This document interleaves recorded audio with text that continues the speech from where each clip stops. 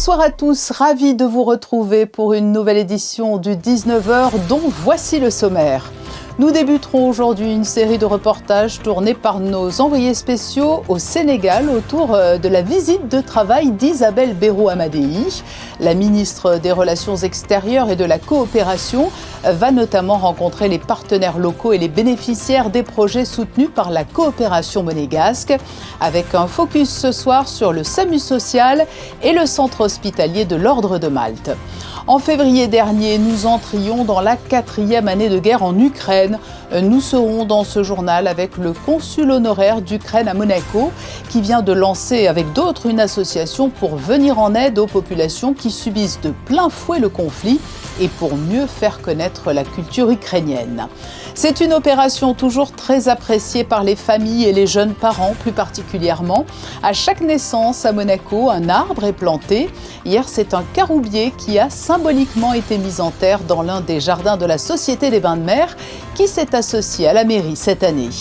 En pleine période des congés de printemps, le musée océanographique fait le plein et comme toujours met en place des animations spécifiques pour occuper les jeunes monégasques pendant ses vacances, mais aussi pour étayer son offre alors que les visiteurs viennent en nombre. Et puis un moment privilégié qu'attendent toujours avec impatience les supporters de l'AS Monaco FC. Ce matin, c'était Open Training au centre d'entraînement de la Turbie. Isabelle Béro-Amadei a entamé hier une visite de travail au Sénégal. Que cela soit à Dakar ou dans le delta du Saloum, la ministre des Relations extérieures et de la coopération va rencontrer les partenaires locaux et les bénéficiaires des projets soutenus par la coopération monégasque. Rejoignons sur place Émilie Rousseau et Sylvain Péroumal. Émilie, les relations entre la principauté et le Sénégal sont très étroites et de longue date. Oui, les deux pays entretiennent des relations de coopération depuis plus de 20 ans maintenant. Si son Altesse Sérénissime, le prince Albert II, s'est rendu au Sénégal en 2009, eh bien c'est une première pour Isabelle Béro-Amadei dans ce pays d'Afrique de l'Ouest.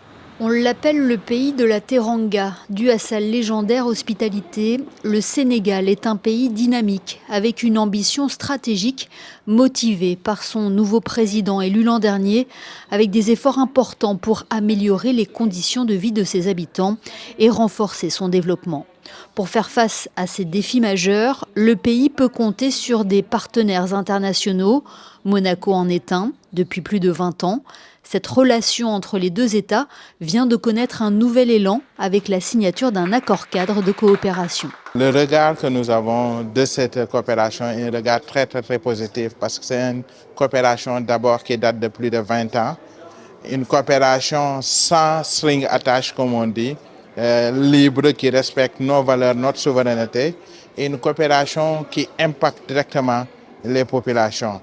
Donc nous nous réjouissons d'abord de ce qui a été fait, mais nous nous réjouissons aussi de la signature de cet accord qui va donner encore une autre impulsion de la coopération entre le Sénégal et la Principauté de Monaco. 16 projets de développement sont actuellement soutenus par la Principauté au Sénégal. Ils répondent tous aux priorités nationales fixées par le gouvernement sénégalais, à l'image de cette aide apportée au SAMU social Sénégal dans le cadre de la protection de l'enfance. Le SAMU social Sénégal intervient spécifiquement au public enfants et jeunes en situation de rupture familiale, donc qui sont des enfants qui ont fugué des daras ou du milieu familial à cause de violences intrafamiliaux et qui se retrouvent à vivre dans la rue. Donc nous avons mis en place un dispositif qui nous permet d'aller à la rencontre de ces enfants et de leur offrir une prise en charge médico-psychosociale, de voir avec eux comment on peut les accompagner pour la réalisation d'un projet de sortie de rue. Si aucune donnée officielle n'existe, près de 100 000 enfants vivraient dans la rue au Sénégal. Lors de sa visite, Isabelle Béro-Amadei a pu constater l'engagement de cette association qui œuvre pour offrir à ces jeunes un avenir meilleur. La santé est également un domaine d'intervention auquel la Principauté attache une importance particulière. 30% de l'aide monégasque lui est allouée. Ici, au centre hospitalier de l'Ordre de Malte, institut de référence en matière de chirurgie orthopédique, la ministre des Relations extérieures et de la coopération a pu découvrir un partenaire de longue date qui s'investit auprès des plus vulnérables. La Principauté nous a aidés, notamment en 2020, avec la construction du bâtiment kinésithérapie et radio. Et puis ensuite, en 2022, pour un grand projet d'opération de 150 enfants gratuitement, qui finalement s'est avéré permettre d'opérer 259 enfants entre 2022 et l'été 2025. Et aujourd'hui, la Principauté nous aide dans notre projet d'agrandissement et de rénovation du bloc opératoire pour passer de 2 salles d'opération à 4 salles d'opération. Avec cette visite de terrain, la Principauté réaffirme son engagement à travers une coopération qui s'inscrit dans la durée. Dans un contexte de guerre qui dure depuis maintenant plus de 4 ans, l'Ukraine continue de faire face à d'immenses défis, tant sur le plan humanitaire qu'économique. Malgré les difficultés, la solidarité internationale reste mobilisée et la Principauté de Monaco, elle aussi, s'est engagée aux côtés de la population ukrainienne à travers des actions de soutien. Quels sont aujourd'hui les besoins les plus urgents sur le terrain? Quelle aide concrète Monaco apporte-t-elle depuis le début du conflit? Et surtout, quelle perspective pour la reconstruction du pays? Pour en parler, nous sommes ce soir en duplex avec le consul honoraire d'Ukraine à Monaco. Bonsoir Alexandre Karakini. Bonsoir.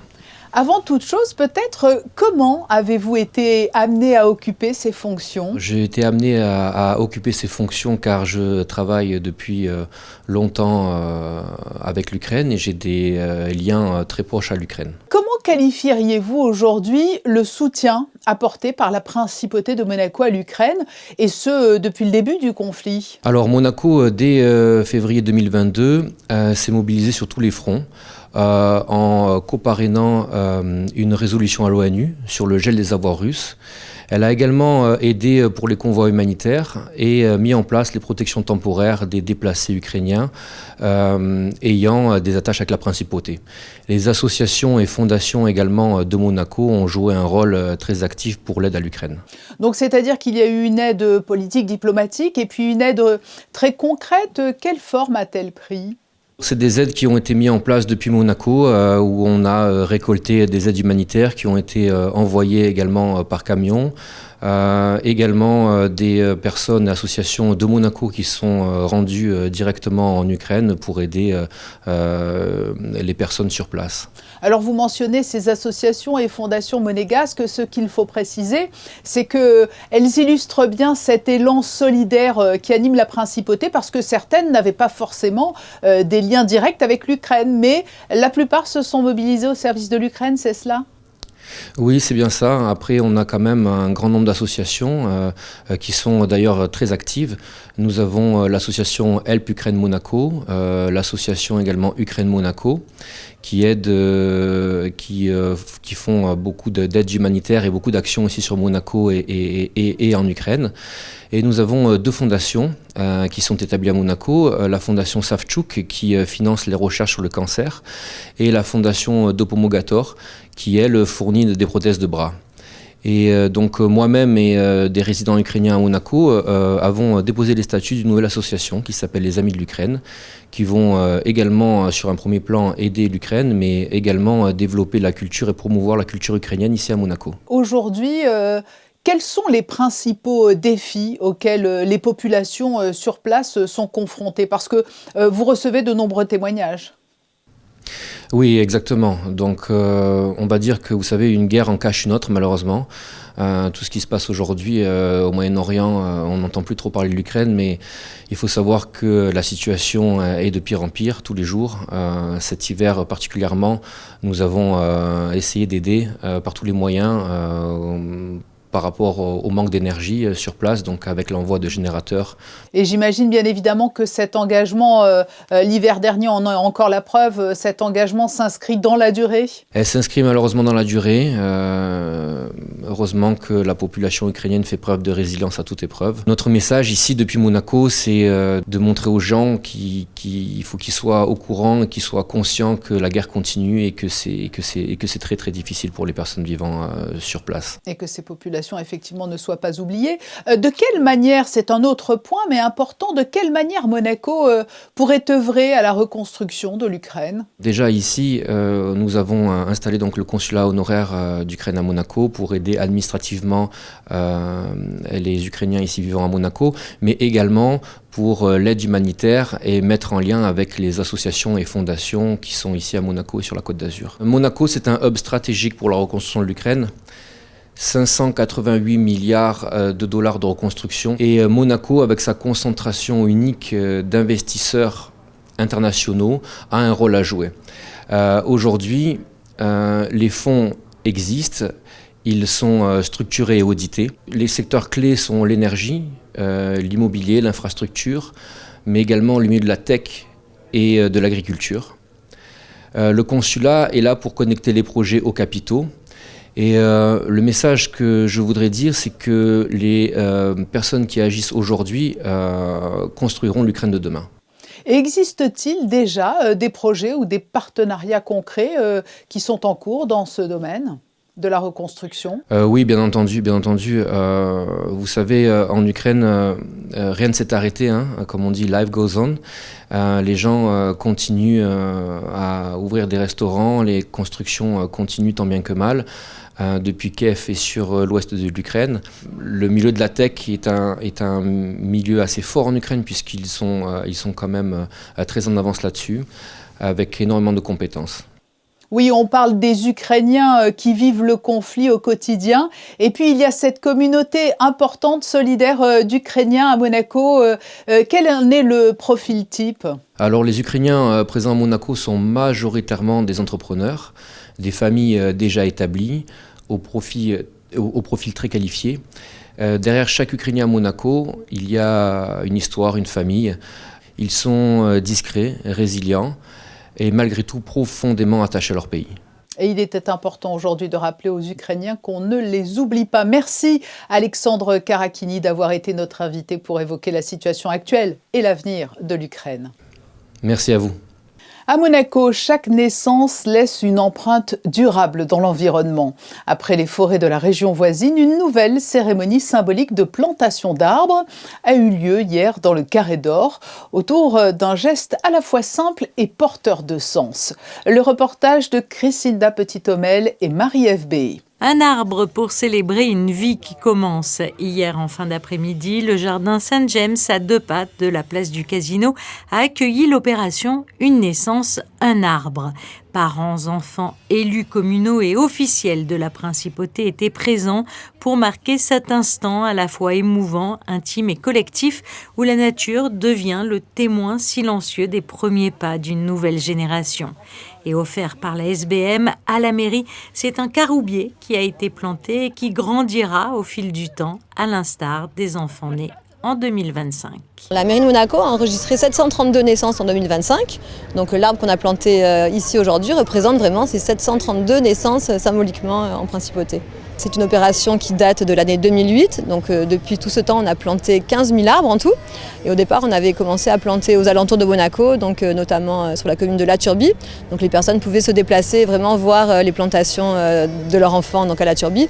Aujourd'hui en fait on a tellement reboisé, il n'y a plus ce besoin aux alentours de Monaco, donc on a dû un petit peu se déplacer un peu plus loin, donc sur la commune de Saint-Auban. Mais on voulait quand même continuer à garder cette plantation symbolique en principauté pour que les enfants puissent venir voir cet arbre qu'on plante vraiment en l'honneur de leur naissance. Et donc on a gentiment été accueillis par la SBM qui nous a autorisé à planter un arbre, qui nous a offert ce beau caroubier aussi dans les jardins Saint-James. Le choix du caroubier ne doit rien au hasard. Cet arbre méditerranéen, généreux, robuste et résilient, est reconnu pour sa longévité. Il incarne la croissance, l'enracinement et la transmission, autant de valeurs associées à la naissance. C'est une espèce méditerranéenne emblématique de la flore locale et elle est résistante aux périodes de sécheresse, donc elle est très adaptée aux enjeux climatiques actuels. À travers cette initiative, la principauté poursuit donc son engagement en faveur du développement durable, tout en créant un lien entre les Monégasques et leur environnement. Chaque arbre planté devient ainsi un repère vivant, amené à grandir au fil des années, en même temps que l'enfant qu'il représente. Pendant les vacances scolaires, le musée océanographique est l'un des repères préférés des enfants et il faut dire que ces équipes redoublent d'imagination pour séduire les plus jeunes. Le club Océano, par exemple, a fait peau neuve avec une formule immersive et pédagogique. Reportage au cœur de ces ateliers qui font voyager les enfants dans les profondeurs abyssales. Le récit de Christinda Petit-Homel sur des images d'Hugo Comassa. Au cœur du musée océanographique, les vacances prennent une toute autre dimension. Ici, les enfants deviennent de véritables explorateurs du monde marin et le club Océano se réinvente cette année avec une formule enrichie, pensée pour apprendre tout en s'amusant à travers des expériences concrètes et immersives. Chaque semaine, une thématique différente. Aujourd'hui, les enfants, par exemple, ont pu plonger au cœur des abysses. Cette semaine, par exemple, le thème, c'est apprentis océanographes. Donc, ils vont un petit peu apprendre sur la navigation, les différents outils pour étudier la mer. Aujourd'hui, le thème, c'est les animaux des abysses. Donc, aussi, la mer, c'est pas juste la surface, ça va très, très profond. Donc, ils vont découvrir toute la biodiversité des abysses, mais aussi comment on l'étudie, comment on a découvert tout ça. Et l'autre thème de la semaine, ça sera les pôles. Donc, on va faire beaucoup d'activités créatives, mais aussi interactives. Donc, on va présenter le sujet, mais aussi faire des activités de recherche, que ce soit dans nos aquariums ou aussi dans le musée, parce qu'on utilise les outils qu'on a sur place. Donc voilà, vraiment développer leur sens de l'observation, de la réflexion et de l'écoute. 2 tranches d'âge, 2 programmes adaptés. Pour les 6-8 ans, place à la découverte, immersion dans le musée, premier pas d'aquariologiste, observation des animaux marins ou encore petits projets créatifs autour de l'océan. Les 9-12 ans, quant à eux, vont plus loin. Ils se glissent dans la peau de scientifiques, participent à des expériences sur le climat ou explorent encore des écosystèmes complexes, toujours de façon interactive et visiblement s'appeler. Moi, ce qui me plaît, c'est que les animateurs, ils nous expliquent beaucoup de choses et on en apprend plein en venant. Et en plus, on visite comme personne le musée. On va dans la réserve. Des fois, on fait le nourrissage des tortues, du lagon où il y a les requins. Et du coup, c'est une expérience vraiment très sympa. Aujourd'hui, on a nourri les poissons. On a aussi donné à manger à la tortue. Est-ce que tu as un préféré ? Le lapin nettoyeur. Et alors, il fait quoi, celui-ci ? Il regarde les autres poissons et il les nettoie. Ce qui m'a le plus plu, c'était hier matin au nourrissage des tortues. Et alors, qu'est-ce que vous avez fait ? On a donné à manger aux tortues, donc on leur a d'abord épluché la salade et après on est allé leur donner la salade. Et alors elles sont sympas les tortues ? Oui. Aussi on a pu caresser leur carapace. Et c'est comment ? C'est doux. Entre découverte, émerveillement et sensibilisation à la protection des océans, le Club Océano réussit son pari, apprendre tout en s'amusant pour, pourquoi pas, peut-être faire naître des vocations. Ce matin, au centre de performance de l'AS Monaco FC, les supporters avaient rendez-vous pour un entraînement pas tout à fait comme les autres. À quelques jours d'un match important face à Auxerre, le club de la Principauté a ouvert ses portes au public pour un open training très attendu. C'est un reportage de Gaëtan Lebrun et Camille Caloni. Dans les tribunes, petits et grands ont répondu présents, profitant des vacances scolaires pour encourager les rouges et blancs. Sur la pelouse, intensité et concentration étaient au rendez-vous. Exercices techniques, opposition et travail tactique. Les Monégasques ont préparé au mieux la rencontre de dimanche face à Auxerre. Ça fait du bien, voilà, on voit beaucoup de sourires, beaucoup de cris aussi, on entend nos noms, ça leur fait plaisir, mais ça nous fait aussi beaucoup plaisir ces moments-là qu'on passe avec eux. Et on s'entraîne dur pour bien finir la saison et voilà, qu'ils soient là présents avec nous, ça nous fait beaucoup de bien aussi et ça nous donne aussi de l'énergie et de la force. À la fin de la séance, les joueurs sont venus à la rencontre des fans pour une séance de dédicaces et de photos dont les plus jeunes se souviendront encore longtemps. Je suis fan de Monaco depuis que j'ai à peu près 4 ans et je vois déjà beaucoup de joueurs qui me plaisent là parce que j'aime beaucoup Pogba, lui il a gagné déjà la Coupe du Monde avec l'équipe de France, c'est déjà très très très bien pour lui. Donc je pense qu'il va quand même progresser. Et voilà, je pense. Et tous les joueurs, ils vont comme ça. J'espère juste qu'ils vont au moins gagner la Liga un jour. C'est trop bien, c'est une super expérience et puis je suis trop content de la vivre. Je vais au stade quand c'est à domicile et puis oui, je regarde les matchs à la télé quand c'est à l'extérieur. Une semaine historique pour l'AS Monaco FC dont l'académie fêtera ses 50 ans ce week-end. Le cycle Musique et Monaco, une longue histoire d'amour, organisé par les amis de l'Orchestre Philharmonique de Monte-Carlo, revient pour sa 13e conférence avec comme thème « Les musiciens se racontent ». Pendant plus d'une heure, le public a pu découvrir aujourd'hui le récit de la vie de 3 musiciens de l'orchestre. Frédéric Chaline, contrebassiste à l'orchestre depuis 30 ans, Mathieu Petitjean, hautboïste depuis une dizaine d'années, lui, et Delphine Perronne, violoncelliste à l'orchestre toujours depuis 20 ans. Reportage signé Émilie Flamin. À Monaco, la musique ne se joue pas seulement, elle se raconte. Dans ces conférences, les musiciens se livrent sur leur vie si spéciale. Comme c'est un métier, on va dire, un petit peu à part, je pense que c'est important pour le public de se rendre compte des difficultés que l'on rencontre tout au long de l'année par rapport à notre métier. On n'a surtout pas l'habitude de parler, mais justement c'est important de partager notre expérience en dehors des concerts, de ce qu'on partage avec nos collègues et qu'on va justement partager avec tout le public. Un moment qui permet au public d'en apprendre davantage sur ces personnes qu'ils suivent d'habitude sur scène.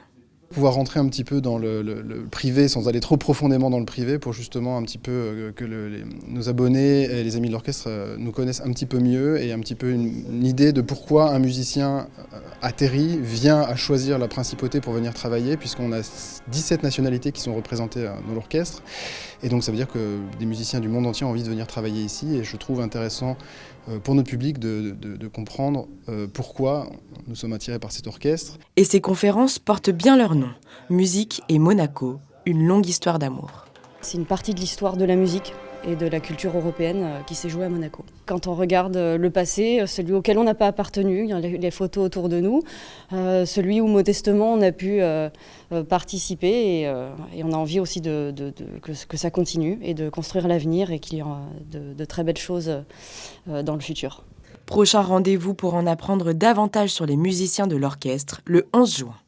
On connaît déjà une partie du palmarès du 65e Festival international de télévision de Monte-Carlo. Kurt Russell et Christine Scott Thomas recevront tous les deux une nymphe de cristal. Ils seront récompensés pour l'ensemble de leur carrière. La marque monacois poursuit son développement après le partenariat avec Georges Condo. C'est un tout nouveau design pour les bouteilles d'eau de la marque monégasque dans une collaboration avec Lord Norman Foster, l'architecte du Yacht Club. Collaboration que nous dévoile la fondatrice de Monacois.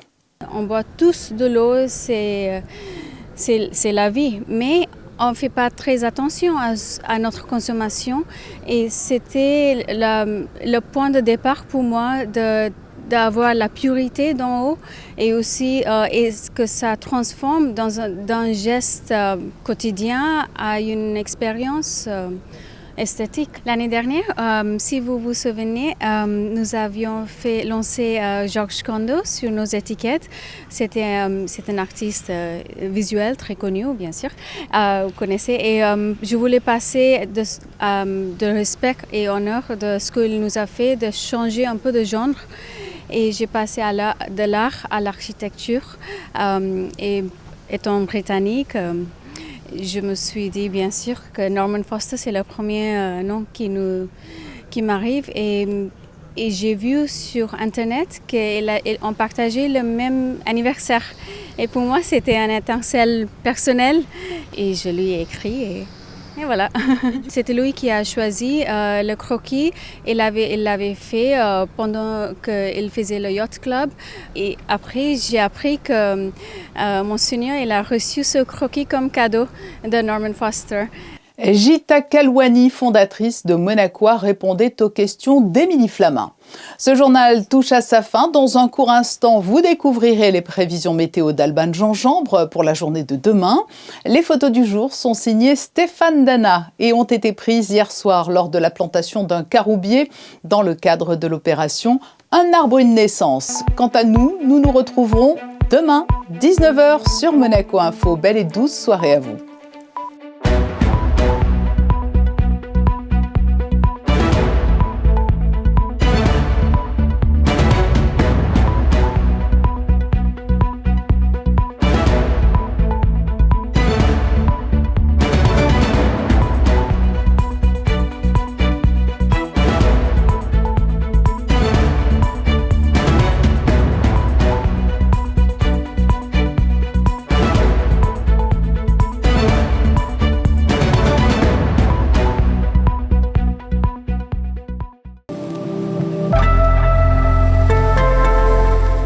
Bonsoir à tous, le soleil ne nous quitte pas cette semaine, demain il fera beau et bon à Monaco avec un indice UV déjà fort, très peu de nuages viendront encombrer le ciel, les températures seront largement agréables avec 12 degrés le matin et jusqu'à 21 degrés l'après-midi, ressenti 30 sous l'influence du soleil, protégez-vous.